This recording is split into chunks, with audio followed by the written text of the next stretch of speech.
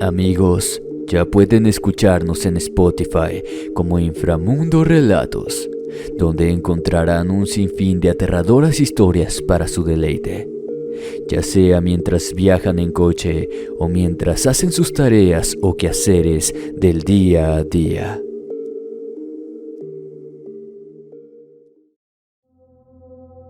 El Reptil Guardián. Historia de terror escrita por Cofradía, enviada por Ezequiel May. Muy buenas tardes, mi nombre es Ezequiel. Desde hace algunos años soy guía de turistas para particulares. Desde niño estoy familiarizado con la selva y varios lugares interesantes para que tomen fotografías y pasen un rato agradable. Cuando recién empezaba, un viejo guía maya llamado Eleuterio, muy respetado de mi comunidad, me contaba acerca de una historia que sucedió precisamente en el cenote de Iquil, el cual tiene una de las entradas más impresionantes, pues, al llegar, solo verás un enorme hoyo en la tierra rodeada de flores y lianas.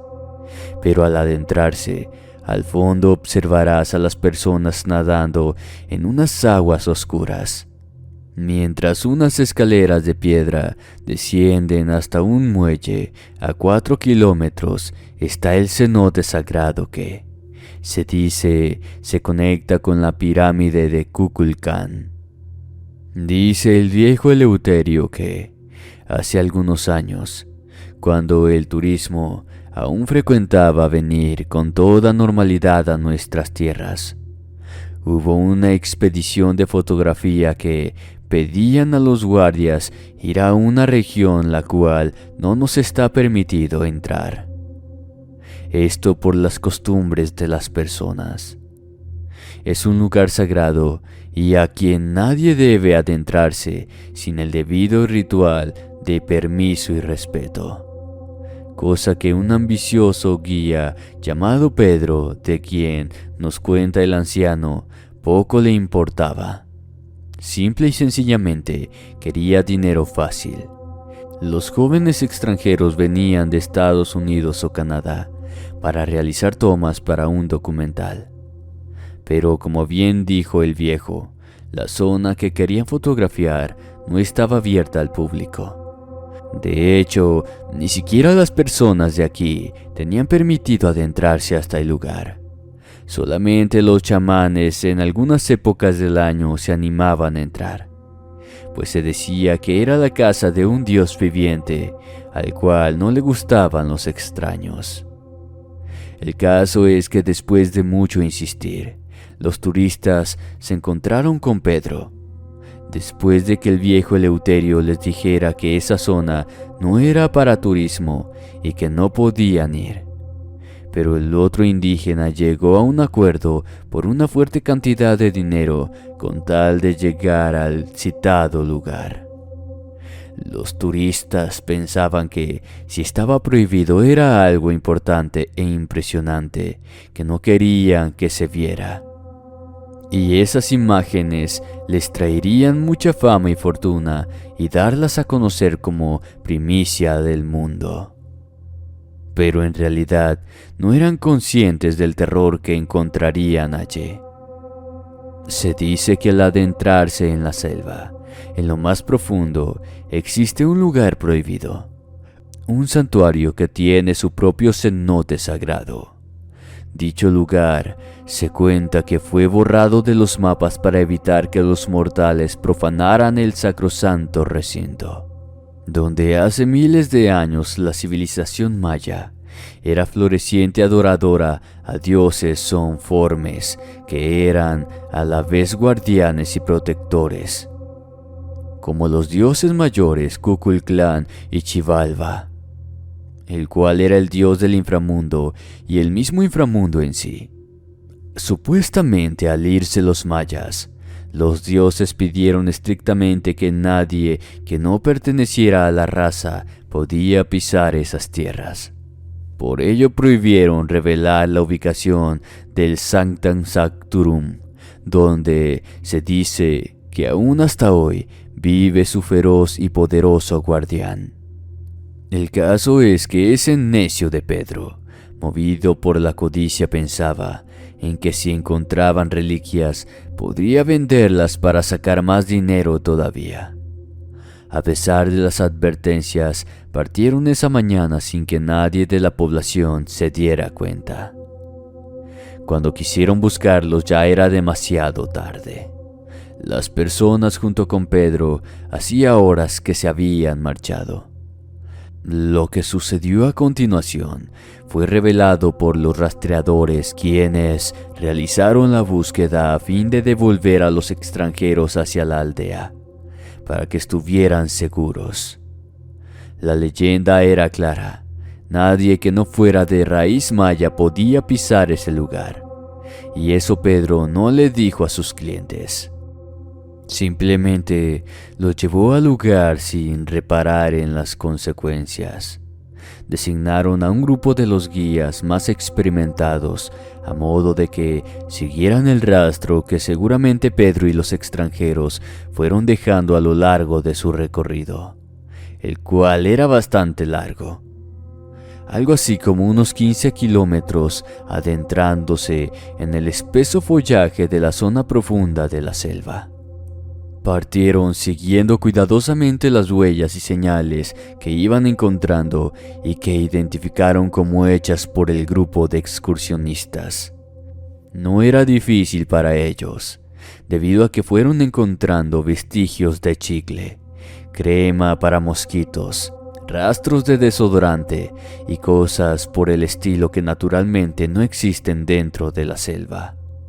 Lo que señalaba además que los exploradores eran novatos y que no tenían ni la más remota idea de lo que estaban haciendo. Lo que en este caso resultó beneficioso para poder dar con su rastro. Según los guías, debieron salir de la aldea a eso de las 5:30 de la mañana, antes de que alguien se levantara. Salieron hacia el oriente, por la zona más espesa de la selva, adentrándose hasta donde empiezan las ruinas. Lo supieron por las huellas de barro. Seguían frescas y en dirección a la zona prohibida. Conforme los indígenas expertos en la zona iban avanzando, podían ir identificando las pisadas de lo que esas personas iban haciendo a lo largo del camino. Avanzaron varias horas hasta que, a unos 3 kilómetros en el área que limitaba el inicio de la llamada zona prohibida, escucharon unos leves quejidos de dolor. Alguien que tosía y se presumía respiraba con mucha dificultad. Al dirigirse hacia donde provenían los ruidos, encontraron a uno de los chicos que había salido esa mañana con la expedición que guiaba el tal Pedro. Estaba gravemente herido. Al parecer estaba parcialmente cegado. Tenía las costillas rotas, una pierna fracturada y le faltaba un brazo casi hasta el hombro, además de estar deshidratado y hambriento, por no decir exhausto, debido a que se arrastró varias hectáreas de camino hasta allí. Los indígenas se apresuraron a limpiar sus heridas. Improvisaron una camilla, lo ataron y como pudieron lo devolvieron a la aldea. Llegando ya bastante avanzada la tarde, cuando varios de los hombres iban a adentrarse para buscar a los demás, el joven sobreviviente les dijo a los guías que era inútil, que no fueran por el momento a buscar a nadie, que nadie más de las personas que le habían acompañado la mañana anterior habían quedado con vida. Emprendieron la caminata de regreso hacia el poblado. Cuando llegaron, se les llevó ante el chamán a petición de este último, el cual lavó sus heridas y lo estabilizó lo mejor que pudo. El brujo le pidió al muchacho que tratara de no agitarse y que les relatara qué fue lo que sucedió dentro de la zona prohibida cuando se sintiera un poco mejor. Le dieron de comer y durmió algunas horas, y lo que relató al despertar dejó a todos cuanto lo escucharon con la boca abierta y confirmando que las aterradoras y terribles leyendas que se contaban acerca de ese lugar eran ciertas. Cuenta el joven que efectivamente esa noche discutieron con el anciano Eleuterio, quien les trataba de convencer de no ir a ese lugar, que era peligroso. El anciano les había advertido que no fueran por su propio bien, que era un área inexplorada debido a que no se permitía a nadie ir por allá. El caso es que Pedro, al escuchar atentamente la conversación, los llamó aparte y les convenció que por una buena cantidad de dinero podría llevarlos y que por una módica cantidad extra les buscaría estatuillas y podrían tomar las reliquias que encontrasen, a lo que ellos, muy emocionados, le dieron una fuerte suma. Cuando salieron por la madrugada, se les dijo que nadie debía saberlo, que debía ser un secreto. Desde el comienzo el ambiente se sentía denso, pero de inmediato comenzaron a encontrar vestigios arqueológicos muy valiosos, los cuales representaban deidades con cabezas de animal, especialmente de lagartos o cocodrilos. Todo cuanto iban encontrando lo iban metiendo en sus bolsas para ser clasificado después y enviados al Instituto de Arqueología al que ellos pretendían ingresar como una garantía para que les dieran acceso. Mientras más avanzaban, más vestigios iban encontrando. El caso es que tardaron horas en llegar al lugar. Efectivamente, había ruinas que no habían sido catalogadas en ninguna dinastía descubierta hasta el momento, lo cual les emocionó mucho, pues les traería la fama y la fortuna que habían ido a buscar precisamente a ese lugar. Pasaba del mediodía cuando ya estaban cansados y hambrientos, así que se dispusieron a comer algo y descansar. Encendieron una fogata para calentar su comida y para su buena fortuna detrás de unos riscos encontraron el más maravilloso ojo de agua que jamás hubieran visto. Con aguas cristalinas y tibias, habían decidido instalar su campamento allí. Al terminar de comer comenzaron a tomar las fotografías, a catalogar las reliquias y a tratar de descifrar los jeroglíficos que encontraron en las ruinas, las cuales estaban mucho mejor conservadas que la mayoría de los templos que hayan sido descubiertos en épocas recientes o en siglos pasados. Era el descubrimiento de toda una vida, quizás el hallazgo arqueológico más importante de todos los tiempos. No lo podían creer. Su descubrimiento podía pagar sus carreras varias veces sin necesidad de invertir casi nada. Todo iba perfectamente bien. Al mirar a su alrededor, notaron que incluso la naturaleza era diferente a lo que ellos habían visto en los lugares donde fueron a explorar en años pasados. Había flores coloridas muy fragantes que no conocían, aves de majestuosos plumajes y cantares hipnóticos y belleza sin par, insectos que parecían metálicos, de caparazones multicolores y muy vistosos como si fueran joyas. Pareciera que se hubieran adentrado a un mundo perdido. Incluso encontraron deliciosas frutas que tampoco lograron reconocer, pero que tenían un sabor incomparable. Estaban felices. Finalmente pensaron que sus sueños de grandeza se harían realidad. Jamás pensaron que algo podría salir mal. Todo pintaba maravillosamente bien para su futuro, pero a las 3 de la tarde comenzó a hacer un calor insoportable. De hecho, fue tal que consideraron meterse a nadar mientras atardecía y refrescarse un poco en el ambiente. Cuenta aquel joven que cuando se adentraron al agua fue cuando las cosas comenzaron a salir mal. Estaban jugando, cuando por lo divertido del momento no se percataron de que algo más también había saltado al agua y ahora les acechaba. Primero una de las muchachas que iban con ellos se sumergió. Estuvieron esperando a que saliera, pero pasaron los segundos, luego los minutos, pero ella no salía. Así que decidieron adentrarse a lo profundo para sacarla, pues quizás se hubiera atorado en alguna roca o en la vegetación que nace en el fondo. Después de buscarla exhaustivamente, no pudieron encontrarla. Luego se dieron cuenta de que alguien más faltaba. Pedro tampoco aparecía, y no pudo haberse ido, pues su morral con el dinero estaba allí. Comenzaron a ponerse nerviosos. Debían salir de allí a toda costa. Tomaron sus ropas y en lo que comenzaban a vestirse, algo saltó llevándose a otra de las chicas al fondo de la fosa. Mientras tomaban por la cabeza a otro de los chicos arrancándosela sin gran esfuerzo.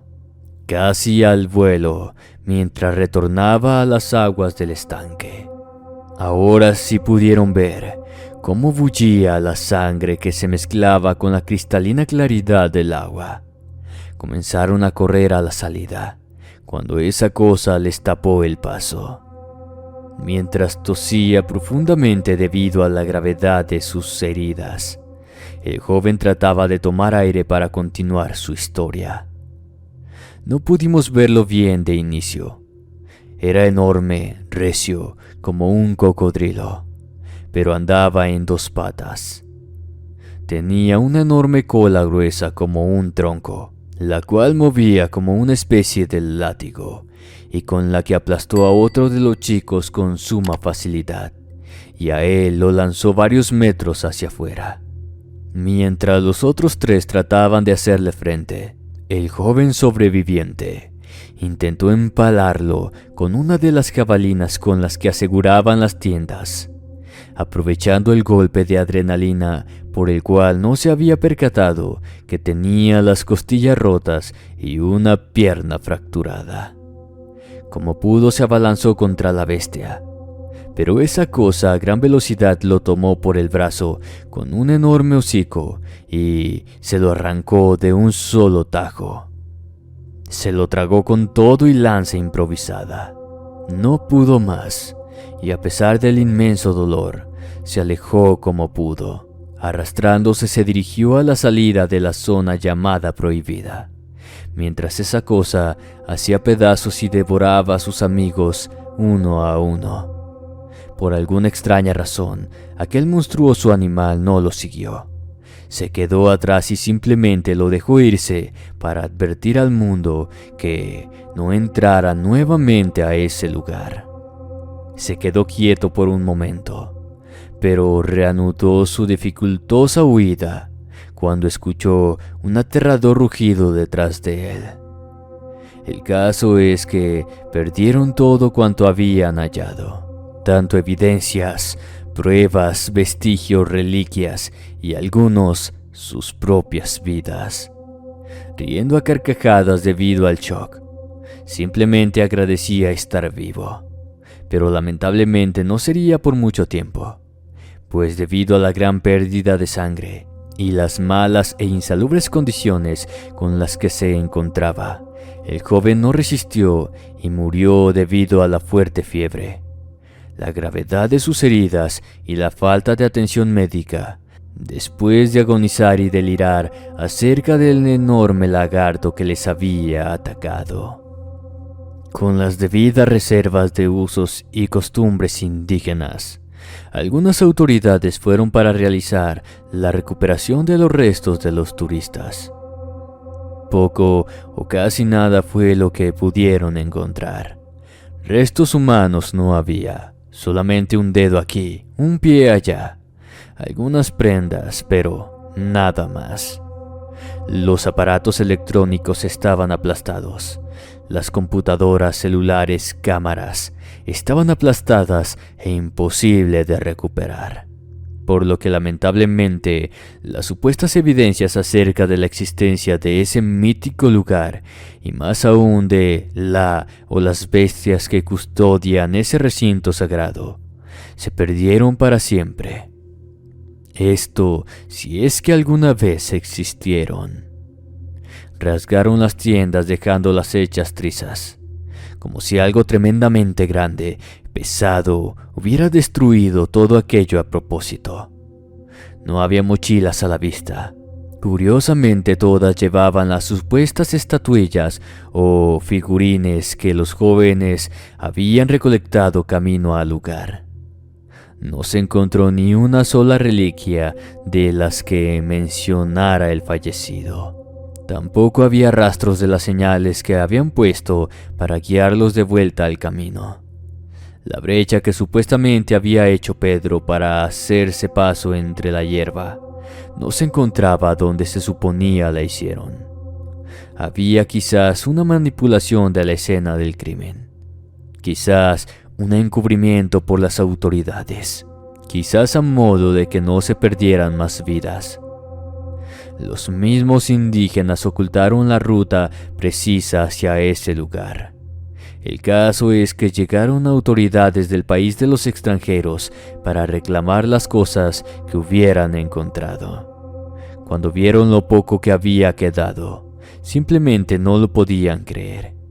Exigían ir a investigar a la zona, pero evidentemente se ampararon en la ley de uso y costumbres, por lo que ni siquiera Amnistía Internacional fue lo suficientemente capaz de convencer a los pobladores de arriesgar a más personas innecesariamente, comentándoles que la zona estaba atestada de cocodrilos y animales peligrosos que estaban protegidos por causales de extinción. Aunque en parte era verdad, y era bien cierto que esa zona estaba protegida, hicieron una búsqueda alejándolos de la zona prohibida, para no volver a repetir nuevamente la masacre. Los medios nacionales e internacionales solamente comentaron que debido a una imprudencia del guía, varios turistas se metieron a nadar en un lago donde era territorio de cocodrilos.